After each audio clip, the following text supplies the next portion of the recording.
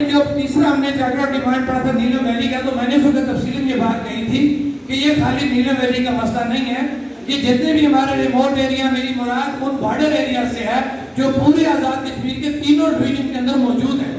تو وہاں پہ جو سب سے بڑا ہمیں مسئلہ آ رہا تھا کہ وہ ہماری جو رسل و رسائل بات چیت، میری مراد فون ہے۔ آج جدید دور آ گیا ہے، موبائل فون استعمال کیے جا رہے ہیں، تو وہاں پہ ایس کام کی سروس وہ بھی ساری جگہ نہیں آ رہی، اور پابندی لگائی گئی ہے کہ ایس کام سروس کے علاوہ کوئی بھی اور سروس جو ہے وہ وہاں نہیں استعمال ہو سکتی۔ میں پھر وہ بات دہراؤں گا کہ دنیا چاند پہ چلی گئی ہے، اب آپ اپنی بلیک میلنگ کو ختم کریں، آپ کاروبار کر رہے ہیں، میری مراد ایسی اوسی ہوگی، میں اس بات میں کوئی پیچھے نہیں آتا۔ اگر آپ باقاعدہ ایک فورس کی اس کو ڈسکس کر رہے ہیں تو پھر آپ کو کاروبار میں نہیں جانا۔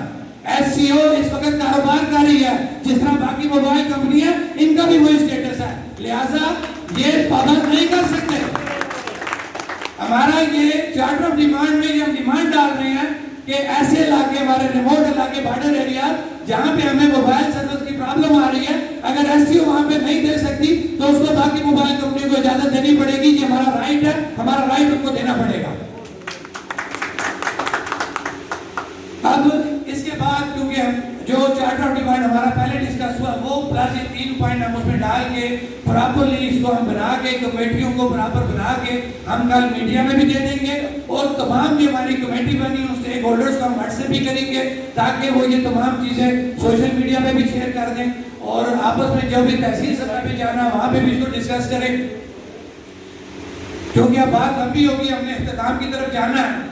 تو اب میں اپنے اگر کا لفظ ختم کروں گا اور اپنے رب کا شکریہ ادا کروں گا، اور آپ بھی اپنے رب کا شکریہ ادا کریں کہ اس نے ہمیں اس قابل بنایا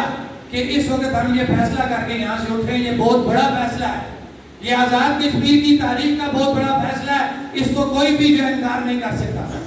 یہ جتنے بھی میرے یہاں بھائی بیٹھے ہوئے ہیں، یہ ان کی محنتوں کا، ان کی نیتوں کا صلہ ہے۔